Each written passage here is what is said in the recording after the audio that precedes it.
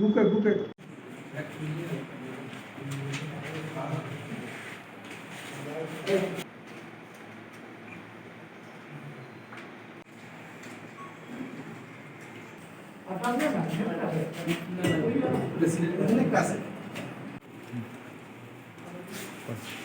আজকের মূল উদ্দেশ্যটা আমরা bank employees federation of India আগামী 26শে নভেম্বর যে ধর্মঘট হচ্ছে সেই ধর্মঘটে আমরাও সামিল হয়েছি ব্যাংক কর্মচারী এবং অফিসার।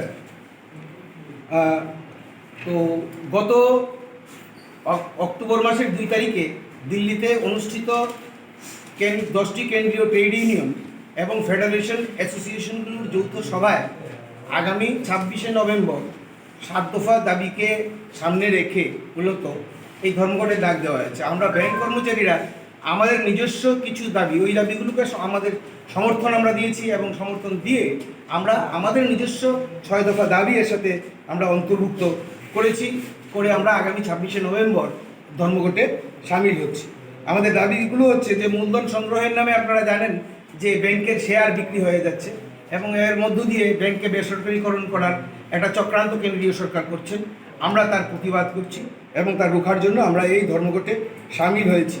আপনারা জানেন যে ব্যাংক থেকে লক্ষ লক্ষ কোটি টাকা নিয়ে ফেরত দিচ্ছে না, এমন বৃহৎ কর্পোরেট আমাদের দেশে আছেন, কেউ দেশ ছেড়ে পালিয়ে গেছেন, ব্যাংকের টাকা তারা ফেরত দিচ্ছেন না, ফলে ব্যাংক একটা লোকসানের মুখে দাঁড়িয়ে আছে। এই অবস্থায় আমরা সরকারের কাছে দাবি রাখছি যে যারা এই সমস্ত টাকাগুলো দিচ্ছে না বৃহৎ শিল্পপতিরা, তাদের কাছ থেকে টাকা আদায়ের জন্য ফৌজদারি আইনকে কঠোরভাবে ব্যবহার করতে হবে। এবং কিছুদিন আগে ব্যাংকিং রেগুলেশন অ্যাক্ট 2020 লোকসভায় গৃহীত হয়েছে। তো সেই বিলে কোঅপারেটিভ ব্যাংকে সংস্কার করার একটা পরিকল্পনা সরকার নিয়েছে। যে কোঅপারেটিভ ব্যাংক বা গ্রামীণ অর্থনীতিকে মজবুত করার জন্য দীর্ঘদিন ধরে কাজ করছে এবং আমাদের দেশের গ্রামীণ অর্থনীতি এই কোঅপারেটিভ সেক্টরের উপর নির্ভরশীল, সেখানে দাঁড়িয়ে আর এই অ্যামেন্ডমেন্ট করার কোনো প্রয়োজন ছিল না। আমাদের আশঙ্কা যে এই অ্যামেন্ডমেন্টের মধ্য দিয়ে সরকার এই কোঅপারেটিভ সেক্টরকে, পুরো সমবায় সেক্টরকে বেসরকারীকরণ করার দিকে ধীরে ধীরে এগিয়ে যেতে পারে। এর জন্য আমাদের দাবি যে কোঅপারেটিভ ব্যাংককে শক্তিশালী করুন, কোঅপারেটিভ সমবায় ক্ষেত্রকে শক্তিশালী করুন, কিন্তু একে বেসরকারীকরণ করা চলবে না। আমাদের আরেকটা দাবি হচ্ছে, আপনারা জানেন যে ব্যাংকে প্রচণ্ড আউটসোর্সিং হচ্ছে, গ্রুপ নিয়োগ হচ্ছে, বাইরের লোককে দিয়ে খুব কম পয়সায় কাজ করানো হচ্ছে, তাদেরকে রেগুলার ব্যাংক কর্মচারীর বেতন দেওয়া হচ্ছে। আমরা বলছি যে এই আউটসোর্সিং বন্ধ করতে হবে এবং ব্যাংকে রেগুলার নিযুক্তি করতে হবে। ব্যাংকে যারা অস্থায়ী কর্মচারী আছে তাদের স্থায়ী রূপে নিযুক্তিপত্র অবিলম্বে দিতে হবে। আমরা আরেকটা পেনশনের উপরে আমাদের কিছু দাবি আছে, সেটা হচ্ছে যে নয়া পেনশন প্রকল্প বা এনপিএস যা সরকার চালু করেছেন এটাকে বাতিল করতে হবে, কারণ এটা একটা অনিশ্চিত পেনশন। এই অনিশ্চিত পেনশনের মধ্যে বর্তমান যারা ব্যাংকে চাকরি ঢুকছেন তাদেরকে ফেলে দিয়ে তাদের ভবিষ্যৎ নষ্ট হতে পারে। সেই জন্য আমরা বলছি যে এনপিএসটা বাতিল করা এবং যে পেনশন অলরেডি আমাদের দেশে প্রচলিত আছে সেই পেনশনটা তাদের জন্য চালু করতে হবে। এবং পেনশন, ব্যাংক কর্মচারীদের পেনশন দীর্ঘদিন ধরে আপডেট হচ্ছে না, প্রায় 25 বছর হয়ে যাবে। রিজার্ভ ব্যাংকের হয়েছে, কেন্দ্রীয় সরকারের কর্মচারীদের হয়েছে, কিন্তু ব্যাংক কর্মচারীদের হচ্ছে না।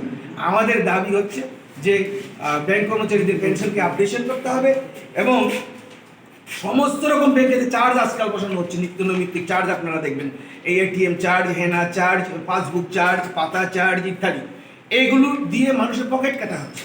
একদিকে সুদ কমিয়ে আনা হচ্ছে, অন্যদিকে তারা কি করছেন, নানা চার্জ বসিয়ে মানুষের ব্যাংকের থেকে টাকা কেটে দিচ্ছে। এটাকে বন্ধ করতে হবে।